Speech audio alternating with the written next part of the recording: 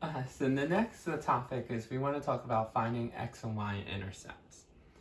Now, how to determine if you're going to have x or y intercepts. The first thing you want to do is look at this and determine if you have two letters, if you have x and y. If you have x and y, that tells you you're going to have an x-intercept and a y-intercept. If you don't see one letter, then that means you only will have one y-intercept or one x-intercept. We're going to do this one first, and then I'll give you the ones that just have one intercept instead of two intercepts. So how to determine to find an x and y intercept? Remember how we were doing a table? But notice this guy doesn't give us a table at all. What you can do is use your own table. So when you have a linear equation, you can draw your own table. How would I draw a table? I would do x, y, just like this. But I'm going to put in zeros because we talked about this in section 3.1. An intercept is a point that either falls on the x-axis or the y-axis. And to be an intercept, they have to have an ordered pair that has a zero, either in the x spot or in the y spot. So when you have a zero in the y spot, this gives you your x-intercept. When you have 0 here, this gives you your y-intercept. Okay, so when you have 0 in the y spot, that gives you the x-intercept, and 0 in the x spot, that gives you the y-intercept. So if you can complete this table, then you would get the x-intercept and the y-intercept. So when it comes to these guys, you want to memorize this chart because Alex does not give you this. So any problem that has an x value and a y value, draw the table, draw the zeros diagonal. The guy that has the y for the 0 and missing the x, that's your x-intercept.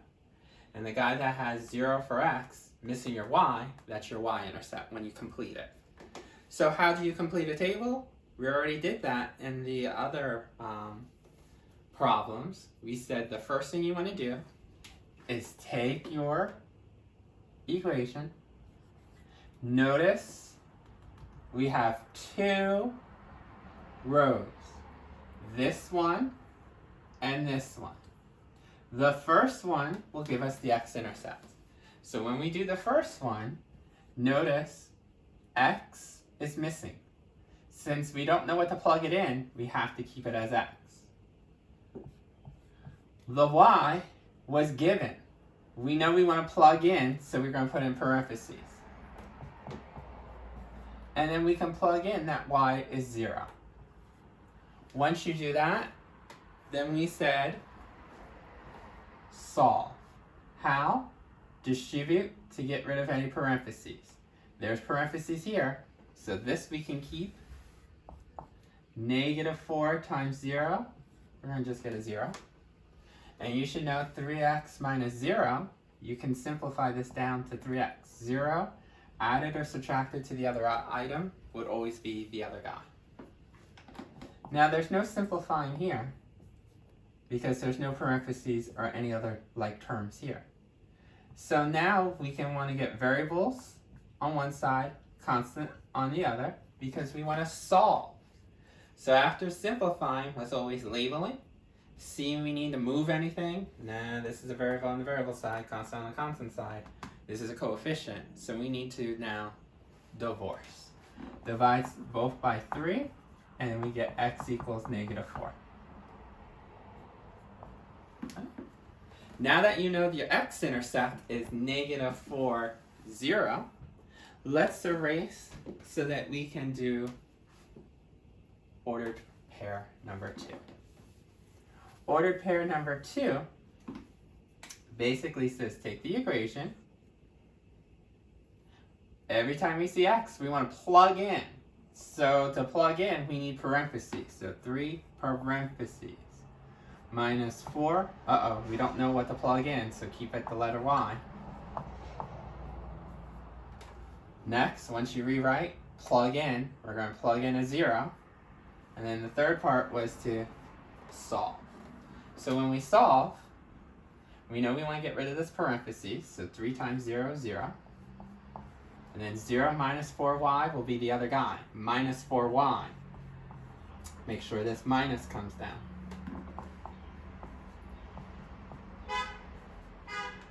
Variables on one side, constants on the other. And then we don't have to move because variable on the variable, constant on the constant. We just need to get rid of this coefficient. That's the divorcing. So we're going to divide both sides by negative 4. You know that a negative divided by a negative would be a positive 3. By completing this table, not only did you find the x-intercept, but also the y-intercept. So you want to make sure you memorize 0, 0 like this, x missing, x-intercept, y missing, y-intercept. If you complete this table, you have the x and the y-intercept. Now let me give you a special one where we don't have both x and y in the equation. So what happens if you have 2x equals negative 6? And they asked you to find the intercepts. Well, either say, well, I remember this table works well, but here's the issue with this table.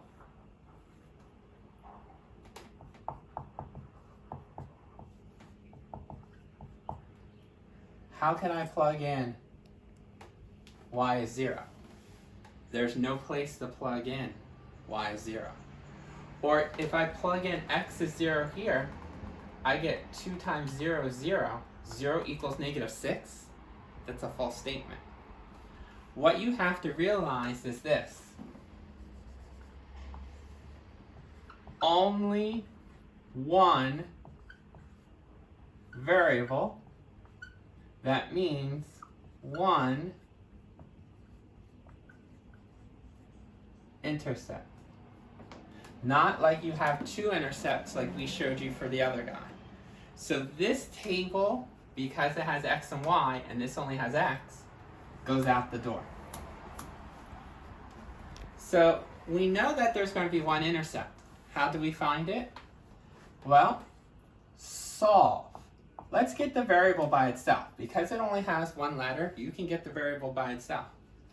Divide both sides by 2, and we get x equals negative 3.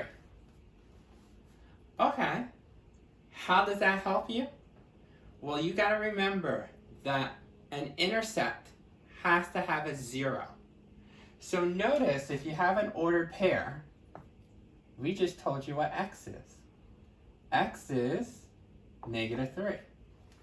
To be an intercept, the other piece must be a 0. So what you're going to learn is if they give you an x, you're going to have a x intercept. You won't have a y-intercept because there's no y values. You're not going to complete the table because we don't have a y. So once you realize that you only have one letter, what you can do is just solve for the letter and then put it in your ordered pair. If this was y, you put it here. If this is x, you put it here, and the other value would be 0. When you have an x, you get an x-intercept. Let's do one more where we have giving you just the y.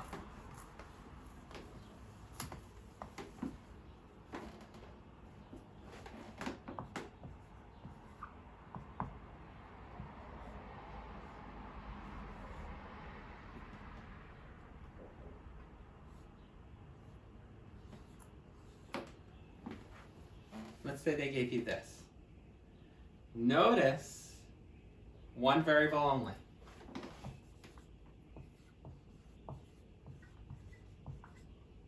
So we know it's going to be one intercept. We can't do an XY table because there's no X's. You only got one letter, can't do XY table. But notice they gave you Y.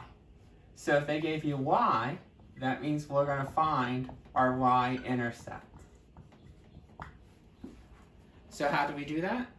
Solve for the letter Y. We know how to solve equations. We have a left and a right-hand side. We don't have any parentheses.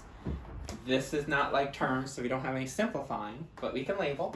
This side variable, this side constant. You can move this 8 over because it belongs to the constant side. We do additive inverse since we're crossing the equal sign. Opposite signs cancel out when they're the same items. Negative, negative, stays negative.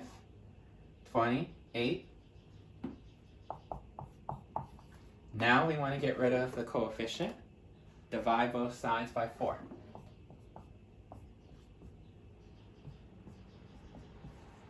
Negative, divide by positive, you'll get a -7. Now remember, Alex wants you to write intercepts as ordered pairs. Do not say your answer is -7. You have to, 1, intercepts are ordered pairs, so you have to write it like this. Notice they say Y is -7. Don't put it here. Remember, you have an X and a Y. Y is -7, so you have to put it here. That means this guy is 0. Remember, to be an intercept, one of these two spaces have to be a 0. So if you know this is -7, then that, by default, has to be 0. And we just told you, if you have a Y, that means this is a Y-intercept. So if you only see one letter, solve for that variable. If they give you X, then it's the X-intercept. If they give you Y, then it's the Y-intercept. In Alex, they're going to ask you for X and Y-intercept. You got to make sure that you know this is the Y-intercept. And if they take the same problem and ask you for an X-intercept, you're going to have to say, this is the Y-intercept, but for X-intercept, there's none. Okay? So be careful. When you see one letter, you're only going to get one intercept. The other intercept will be none. And whatever letter they gave you, if they gave you Y, then that be your Y-intercept, then the other one is none.